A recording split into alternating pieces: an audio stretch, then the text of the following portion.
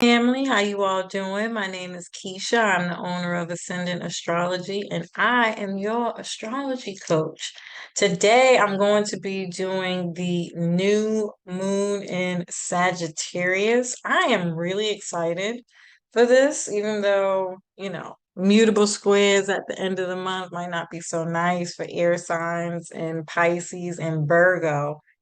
But for the most part, from now until then, we got some really dope energy.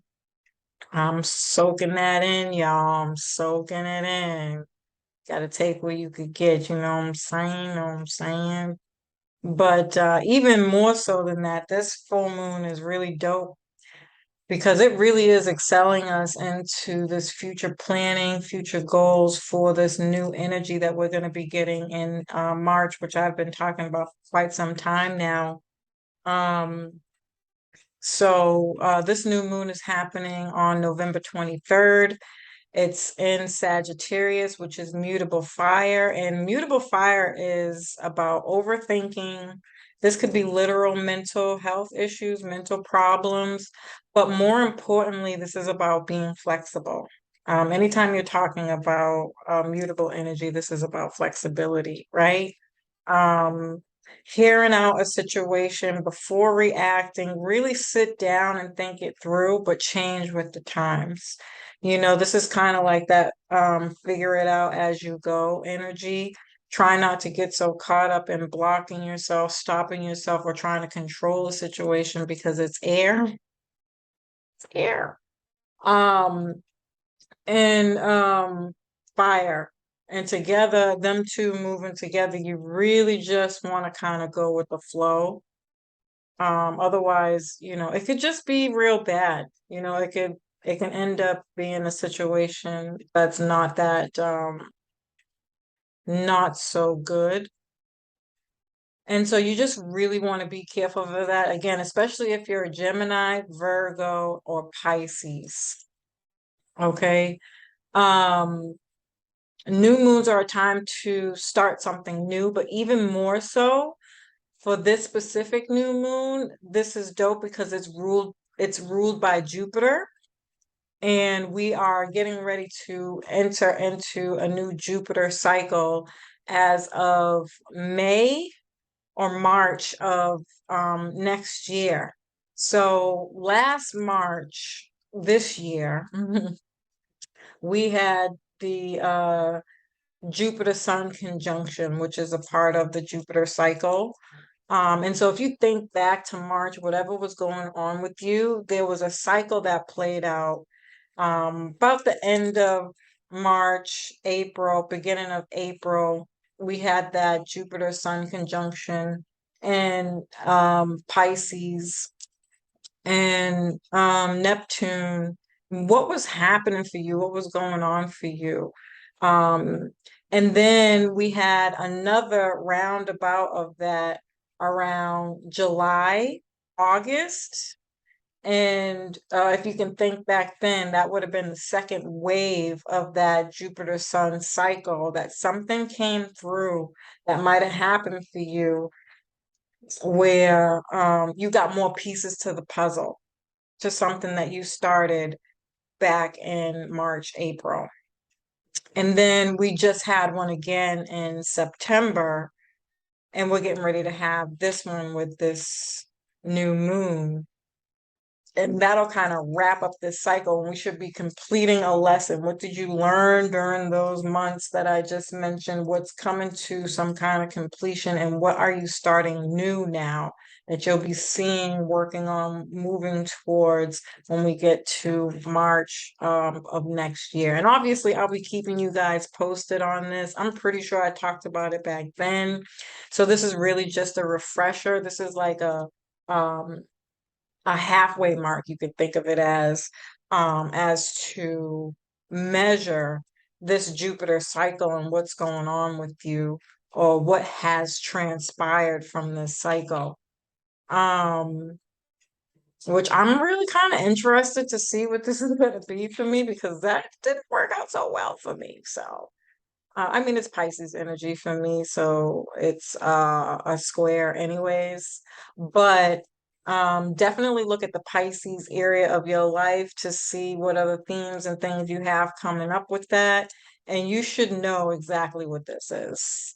Um, that Neptune energy could have been scams, um, a lack of direction, addictions, and on the higher vibration of this is a retreat, getting some self-care, finding faith in something. Even that second and third and fourth wave, it could have started off negative for people who this squared to with that scams, lack of direction, making a bad decision, a choice, something that you made, that you invested in that didn't end up working out for you. And then that second wave around, it was like, oh shit, I just realized what the hell I just did. Um, and and then in September, it's like, okay, you're gaining faith, you're letting it go, you're surrendering to a higher power, you're understanding why this had to happen. How are you going to rework that? And the really, really, really amazing thing about this, no matter what spectrum you're on, not everybody experienced this in a negative way, by the way. I'm just really reflecting on my situation very very vaguely. Um, the really beautiful part about this, good or bad, is that next year, March, which I'll be doing this video next, Jupiter will be moving into Taurus, which is where the North Node is just going to be releasing from and moving into Aries, and Jupiter is going to move into Aries. This is like education on fleek. You know, whether you're doing some higher spiritual knowledge, you're just going to be feeling really optimistic about where you're going with this, but it's going to be an entire energy shift. And if you've been listening to me for a long time, anytime I talk about a situation that you go through where you have to let go of something, and now that you've let go like all of 2020, I feel like this was the entire theme for 2020. Like we all had to come to some really super clear ideas about, oh shit, you know, like I can live at home, like I don't gotta be a slave. No, let me stop. You know, there was a multitude of different things that came up that was just like, but I've never done that before. So how does that work? How do we do that? Even though that might sound stupid because you know it's a daily routine. You know, these are things that you do collectively throughout your day that make up your reality. That's all Jupiter is your experiences and things of that nature. And it's like hard for us because we're hardwired and conditioned to this old way of doing things. And so the energy has been trying to shift us into this new way of maneuvering and doing things. That's Taurus is like work smarter, not harder, right? And so what I like about Taurus moving into Jupiter is that it's going to expand that North Node energy and the lesson that we were meant to learn from that. And I will talk about that more. I'll actually be doing that video next. Just give me some time. As I'm recording all these videos in one day, but I'm posting them like throughout the days because I don't want to overwhelm people with information, but I really want people to soak this stuff in. And I really hope that it's helping more than anything. But I think that that is the best part about this is that we're shifting into this newer energy and who we are and who we're meant to be. And then we get that great opportunity to get the education, the ideas, the courses, the studying, the learning, the research to get into more of what that's going to look like for us. And I really, really think that's dope. Um, and so, what was going on for you during those times? What has transpired for you? Um, and another super important thing about this is that this entire time, Jupiter has been kind of straddling between Jupiter and Aries. So a lot of what's new, you've already kind of touched upon during this year, and you'll get the opportunity to continue playing that out with Jupiter moving into Aries. But Jupiter has been direct since March, and now it's getting ready to go uh, Wait, did I say direct or retrograde? Jupiter has been retrograde. I don't remember what I said. When you get excited, I talk really fast, y'all. So you gotta forgive me and just fill in the blanks. But um Jupiter has been retrograde and it's going to station the day of the new moon. And the station just means that it comes to a complete stop. And then shortly after the next day, it'll continue moving in the right direction, which is direct, which says something even more powerful because anytime you have a planet stop or make any kind of transition in that way, that's when it's at its most potent energy. And to have that happen right at the new moon says volumes that I don't even think none of us can see or feel right now until it's happening. It's going to be like, is this really real? Is this really happening? No, let me stop. Um, and so Jupiter rules the ninth house. This is about optimism, knowledge, higher knowledge, universal law, even. This could be legal matters, um, travel, and specifically long distance travel. So we're talking outside of the country, anything outside of the country. So we're dealing with foreigners, other cultures, culture in general, visas, and immigrants and all that comes with beings from somebody from outside of the country, the higher mind, education, philosophy, morals, ethics, um, your belief system, spirituality, religion, and your worldview comes up here. On a lower vibration, this is exaggeration, judgment, and somebody who can be very closed-minded or narrow-minded even is an even better word to describe here. Um, Jupiter and Sagittarius energy is very upbeat, uplifting, um, and adventurous, which I really, really like that after having had all that Scorpio and eclipse energy in general. I think we're gonna appreciate the shift and change in energy. Um, and this is gonna be showing us, what have we been learning?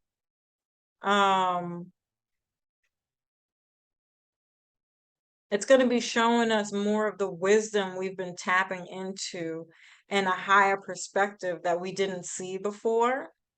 Sagittarius wants to expand these ideas, which I think we really need. We could use this right now.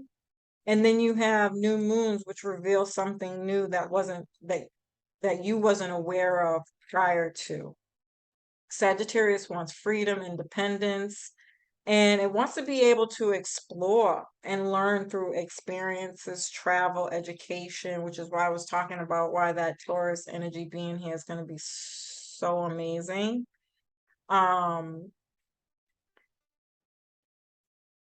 it can also be very opinionated, judgmental, arrogant, and overdo things. A know-it-all, seen it all. I've seen everything. I've been everywhere. Um, But on the higher vibration, because Jupiter is the ancient ruler of Pisces, this is about surrendering to the idea that there's always something to learn through experiences. This is the accumulation of wisdom, knowledge, belief systems that are based off of life experiences, what you've been through, that has shaped you, what you've learned and created your understanding of the world, which I think is, I mean, you have to understand, I have my Mercury in Gemini and my Sun in Gemini in the ninth house. So this is like my whole outlook on life. I think I've talked about it so much, but that's kind of what is coming up for me. It's like, I need some new experiences. I've kind of wrapped up a cycle that old experiences that I have that I don't think are very relevant to the me now and where I've come from, especially since 2020. A lot has changed. I think for everybody, in a sense, where a lot has changed since then. And we're trying to be this new person and cultivate these new ideas, but we're still doing them based off of old ideologies, old beliefs, old morals, old ethics. And I wouldn't say that you can change universal law or spirituality. Those things are interchangeable. And so it's going to be like more so about just refreshing yourself with that, getting more familiar with it again, with the new mindset, with the new dreams, with the new goals and future plans that you have. I think it's really going to make a difference, which is like going back to universal law and just culture in general. You guys know I talk about this so much. I hope it makes sense now that you hear some of these themes on why I'm so passionate about these themes with my sun and Mercury in the ninth house. It's like, this is everything. This is your foundation. And I think to have Taurus here, this is going to be so magical. It's going to be a once in a lifetime opportunity because you're really infusing culture and back to the basics all in one. And so, what culture do you believe in? Do you hold value to, um, that that creates your self-worth? I think we need to change some of those things, and unfortunately, in order to change them, we're going to have to learn some new stuff. And so, become a student.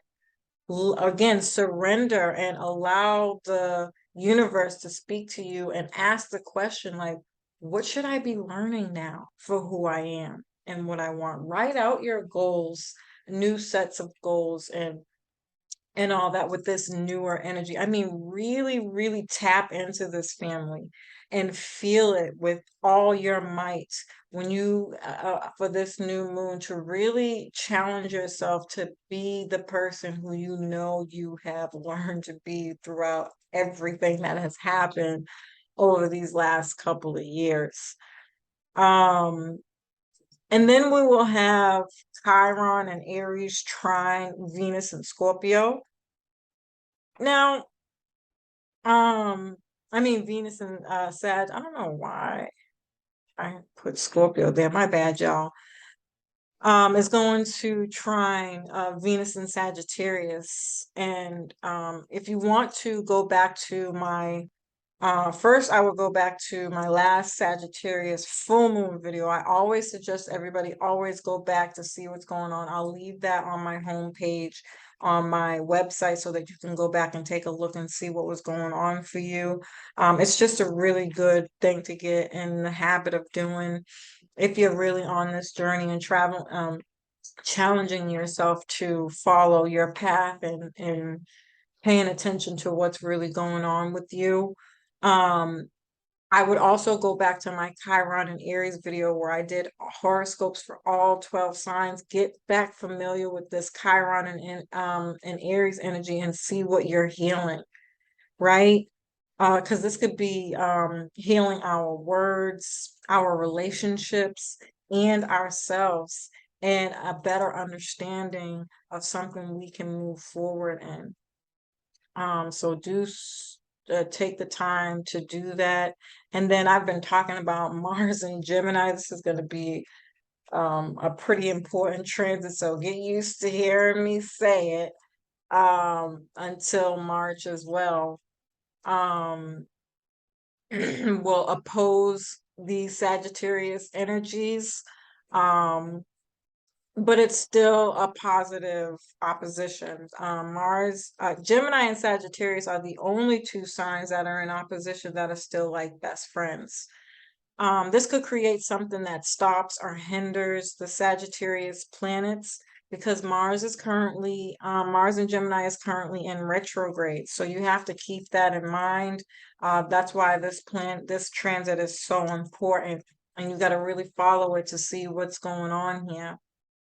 This could be something that you've overlooked, forcing us to look at the details and consider the possibility that it wasn't thought through enough. That's going back to that March energy and that Sun Jupiter conjunction. What was you starting back then that might not have worked out because you didn't look at the details? Because anytime you have Sagittarius energy, it's about um overlooking the details, because Sagittarius is about the big picture. Gemini is the details, right? And so we could have just been looking at the bigger picture, and now we're needing to get more concise about writing out our goals and being step by step this time around. It could be something like that. Um, um, it's okay that, we got this wrong. We don't know everything, and there's always room to learn more and to take what we have learned and put that into use, but through practical application. I think that's another thing we need to learn as a human race. I think a lot of us are more drawn to get rich quick schemes, but not because we want quick rich schemes, or that we're not willing to do the work, or any of the negative things that go with that. Some people could be right. um that's just a reality. But I think on a grand scale, especially when you're talking globally, Sagittarius energy, the culture that you have consumed does not teach you that. And so I'm not doing the victim thing where I'm saying have a pity party, don't take responsibility or accountability. This is not what I'm saying, but it does need to be taken into consideration. The schools and education that you have, that you're taught with, that you're using to navigate your life experiences and the choices that you make, they're not helping you, which is another reason why it's very important for us to relearn, unlearn, and relearn, right?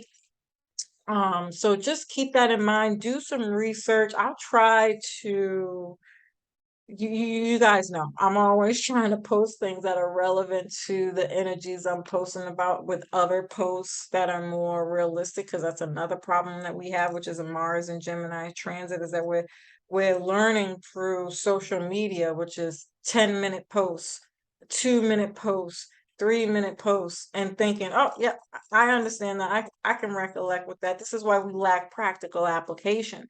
You need a 2-hour or 3-hour course so that you can really get it and soak it in. And maybe it would help you, the more you sat with it, come up with more practical ways of, writing it out. But our brains aren't wired that way. So it's harder for us to stop and think. And that's where the quick, rich schemes come in, because we quickly can do stuff because we're quickly learning, seeing, involving. You know what I mean? That's another really good thing about the Mars and Gemini energy being in retrograde, that I hope, if you didn't get the message, go back and look at that video too. It's like any retrograde is always about helping us slow down. We are not in a race. Like, we're absolutely not in a race. You got all the time in the world. And I think that's something else that we need to cultivate, but this culture that we live in does not do that. Jupiter and Taurus can also be helpful in having us do that, right? Because Taurus isn't a fast moving energy, it's a marathon, not a sprint. Taurus is like, you know what I'm saying? It's not moving any faster, it's not swirling up or down. It's like, you know, so really hone in, feel your senses. Taurus is about the five senses, to really feel what it feels like to take your time and be comfortable with that as you're going through your day. It's that part, that change is not gonna be easy, but we gonna get it. You gonna learn today. Okay, and then I also have a video right here on this page for the Mars square Neptune energy that I have been talking about just as much as I've been talking about Mars and Gemini, because this is also a really big deal. Neptune being the co-ruler of Pisces. This has a lot to do with that surrendering, right? From that Jupiter aspect and taking in some of those Piscean themes. This is very much that like karate here, like the guru here. Um, where we're learning how to have faith and surrender to something bigger than us. Now, I did talk about this when I first started my other page, almost damn near every video I did. Um, and I had did some time in prison. That was my Saturn return. I was about 27, 28 years old. And in the process of going through that, I promise you, it was a very surreal feeling, right? It almost, the whole entire time, it almost felt like I was not, like, this is not really happening. This is not, I know better than this, you know. I'm a preacher's grandchild, you know. I'm not, this is not happening to me. And it was a very dark time for me. It was a very dark night of the soul energy for me. But once I got out, my whole life after that, I promise you, this is why I talked about that footstep poem, which I did go back and read, by the way. The way that poem is going in a nutshell, I don't want to take up too much time, is that um this person real is looking back at the footprints of the things and times in their life when they had some specific things going on and or didn't. And what they're reflecting on is the fact that sometimes there were two footprints there, and that was God, spirit, whomever you believe in was watching over them. And then there were times when they were really going through it that they realized there was only one set of footprints. And the one set of footprints, at the end, God confirms, because the person was mad, like, God, you said you was gonna look out for me. Why didn't you look out for me? And God said, I always look out for you. I did look out for you. Those one set of footprints you seen was me carrying you. And I feel like that might sound real cheesy to some people, especially when you haven't been through an experience like that, but everybody has an experience that kind of shook them to their core. You know what I'm talking about, right? This is very Mars and Neptune is about testifying, you know.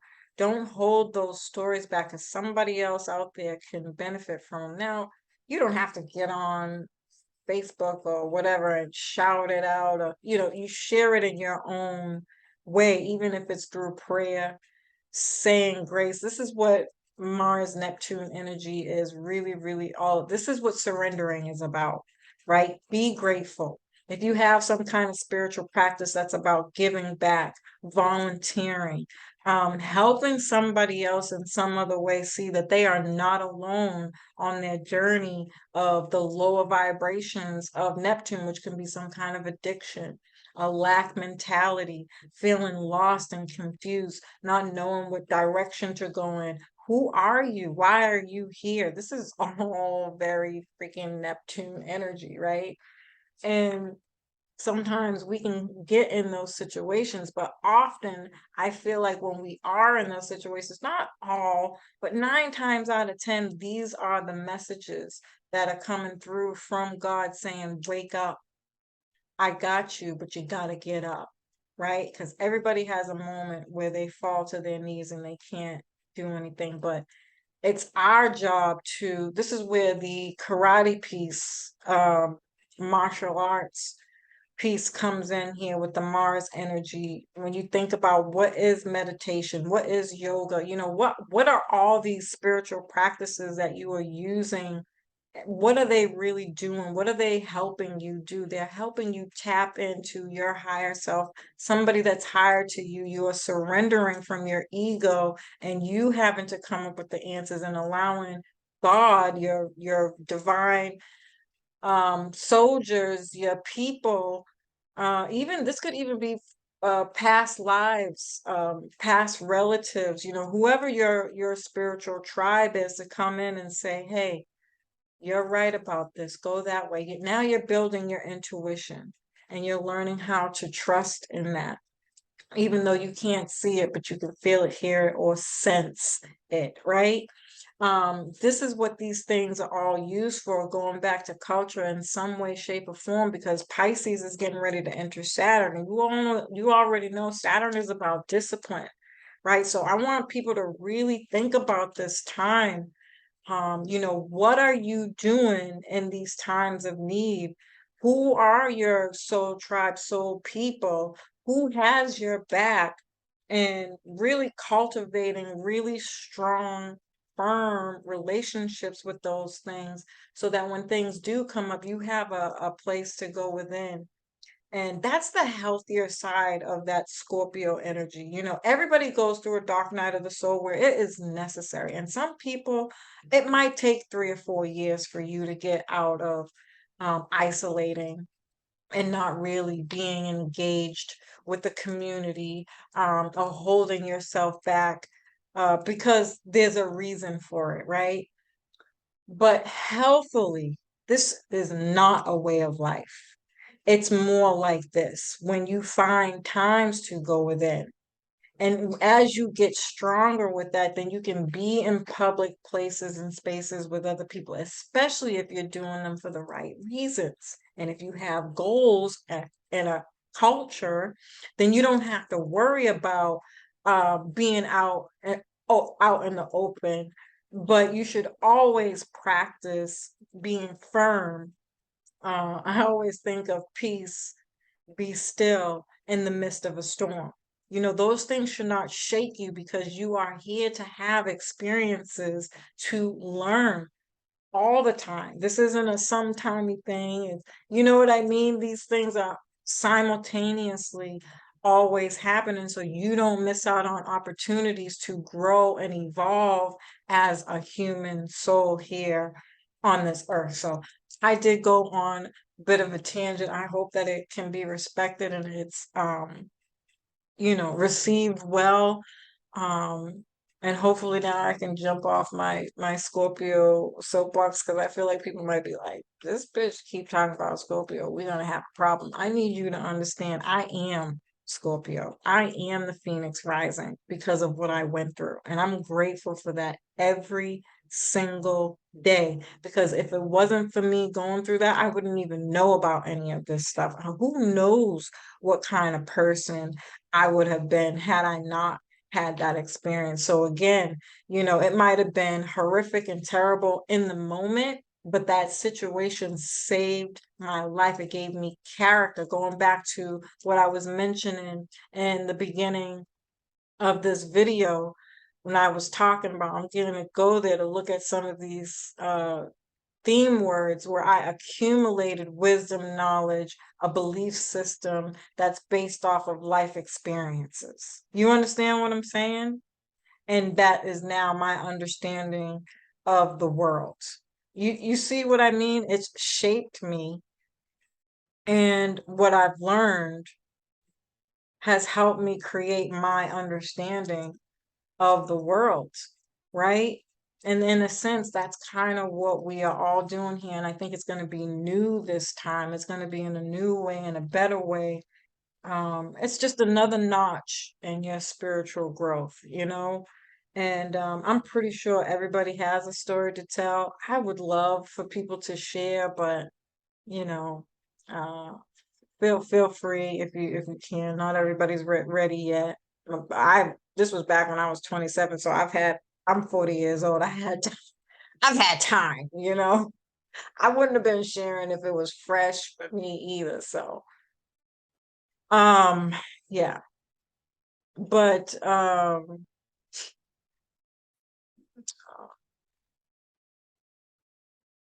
yes, so this could be very frustrating, but just be flexible to the fact that things change.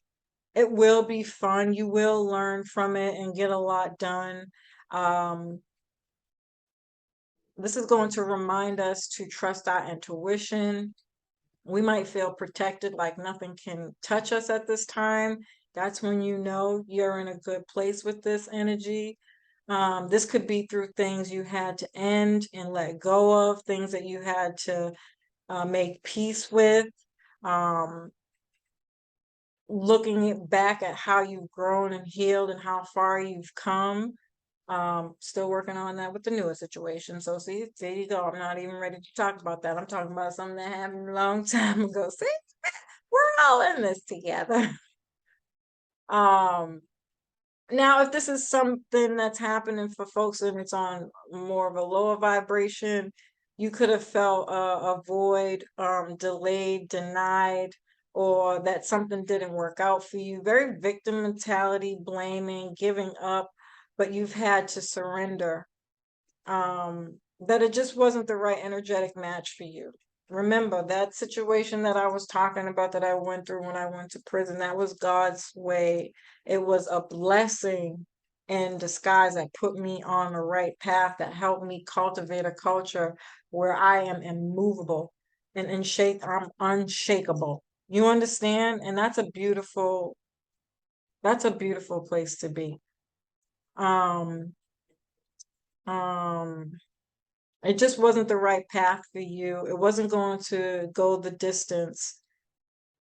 And so, if you've had been scammed or experienced fraud or a lack of motivation, it's an ego death. You know, it's humbling you. It's awakening of a new spiritual level and divine, and it all happened for you when it's supposed to be in divine timing. So, family, as usual. I love and appreciate you. Hope you found this information helpful. Peace.